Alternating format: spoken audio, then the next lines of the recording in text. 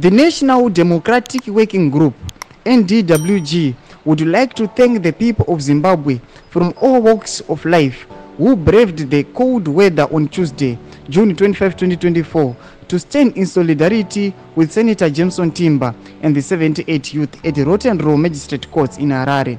The spirit of solidarity and unity is what dictators fear. People power is more superior than any power. On Thursday, June 27, let's flood the courts once again in huge numbers when Senator Timba and the 78 youth return to Rotten Row courts.